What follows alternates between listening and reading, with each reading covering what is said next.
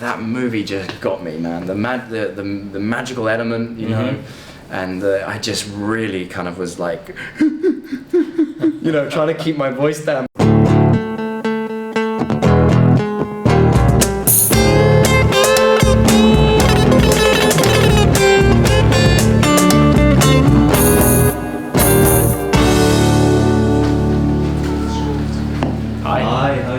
How's it going?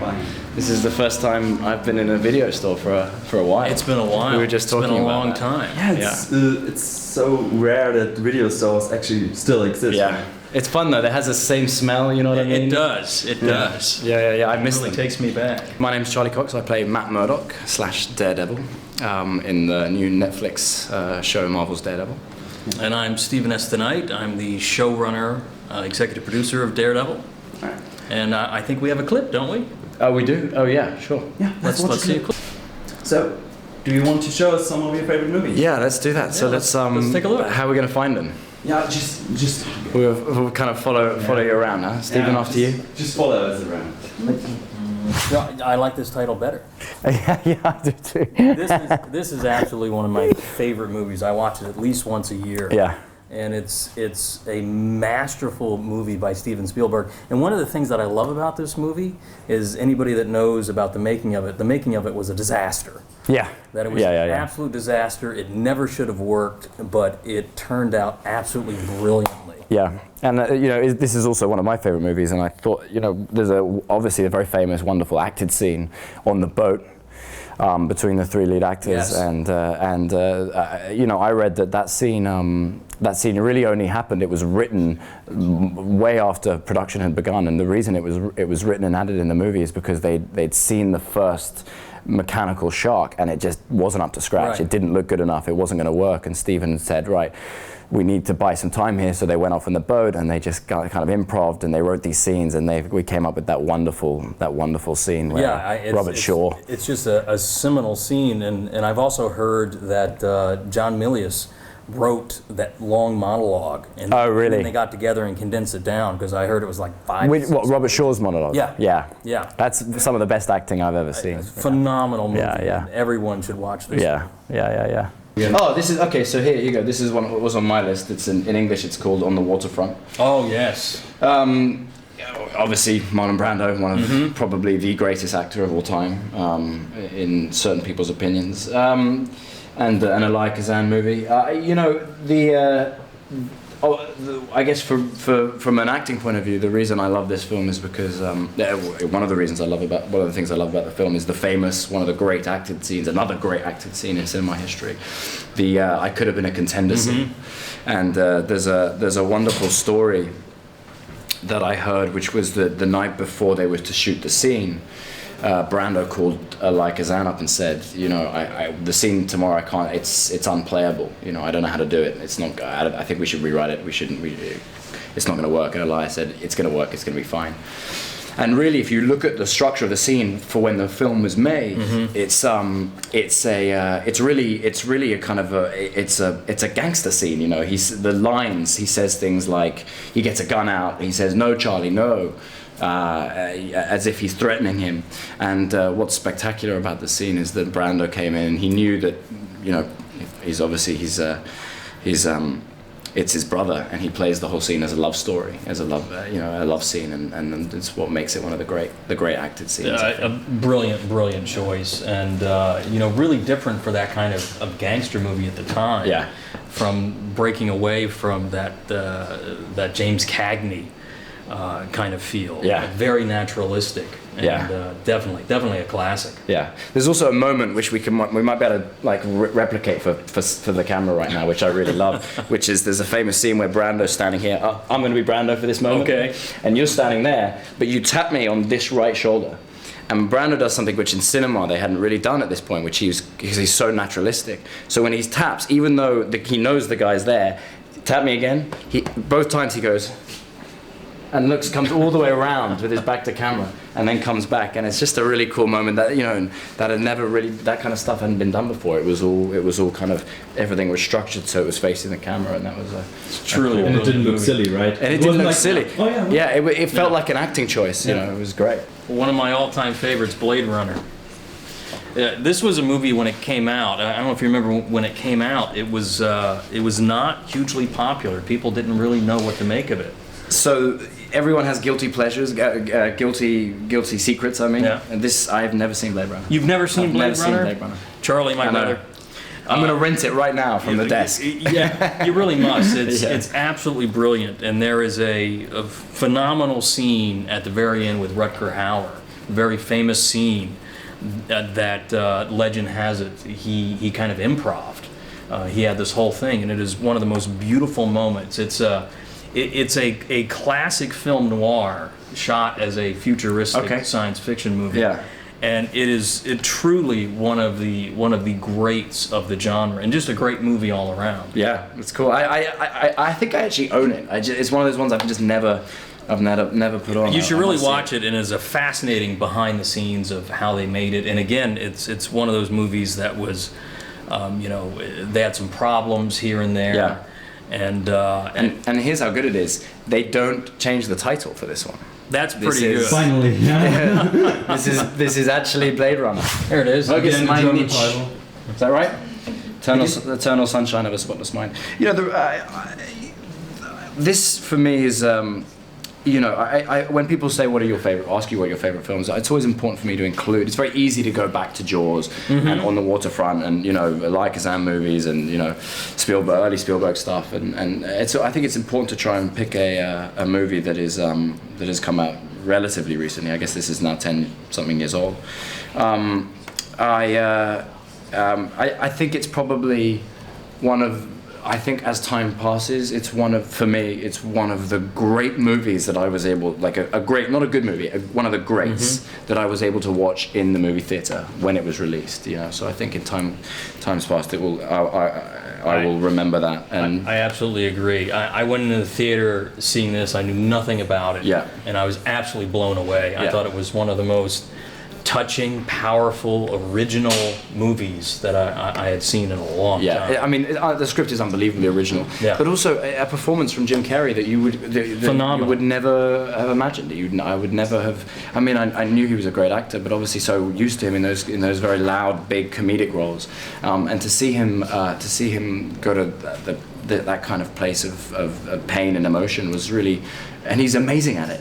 Yeah. It's also the DVD extras of this film are really interesting. The exploration of those feelings, the idea that you can eradicate someone from your memory is what a fantastic idea. Charlie Kaufman is something else. It really is. It's a phenomenal movie. Yeah.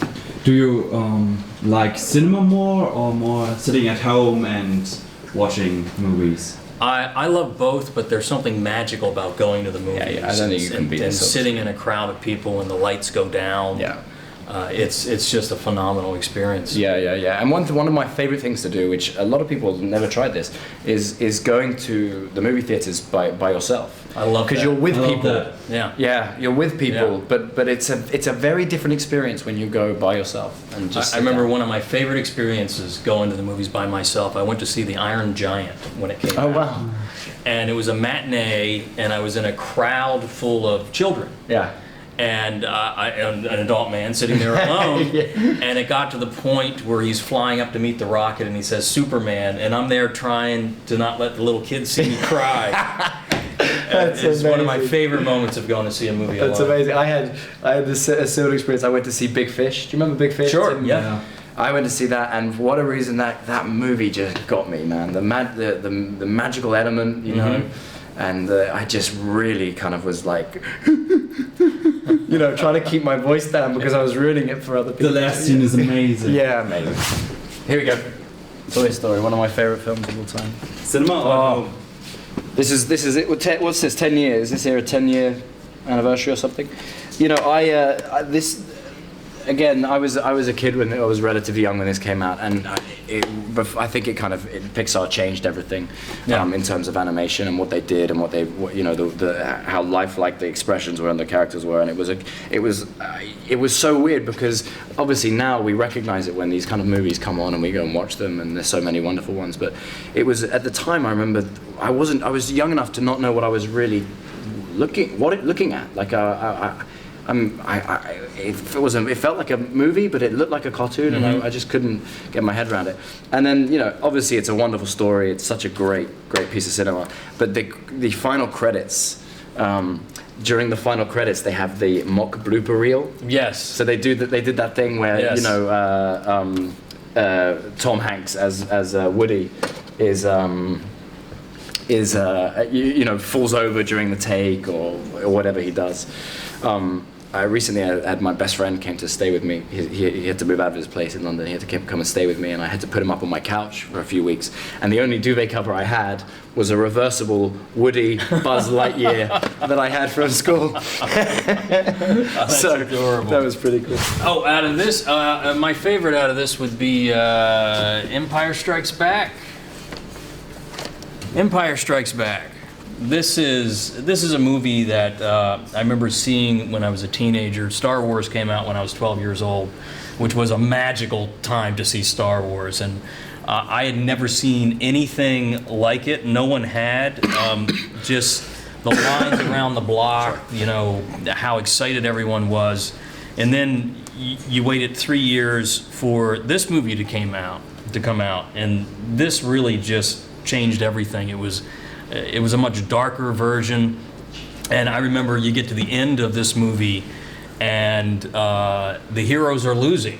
Luke's got his hand cut off, hand's been frozen in carbonite and taken away by the bad guys, and then you got to wait 3 years to see what happens next. And at that point, no one had seen this kind of trilogy where you end on such a bad note for the heroes. Right.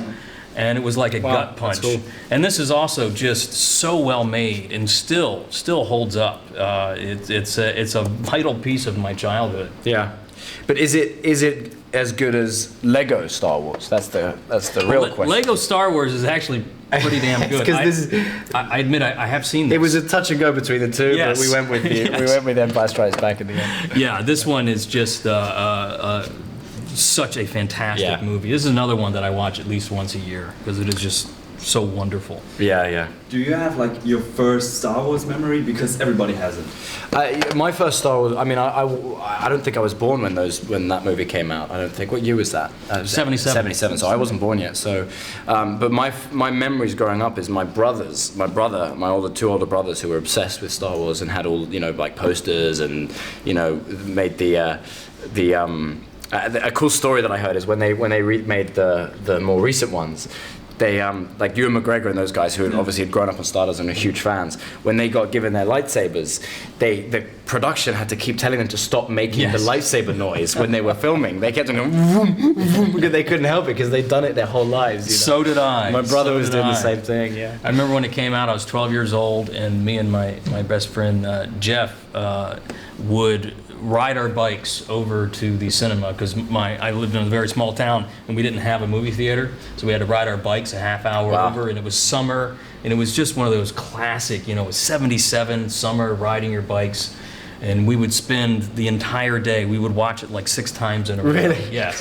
Get there early in the morning and watch all day. Yeah. Yeah. We have some awesome movie posters? Yeah. Posters, right. Sorry. You're going to sign them for us, right? Yeah.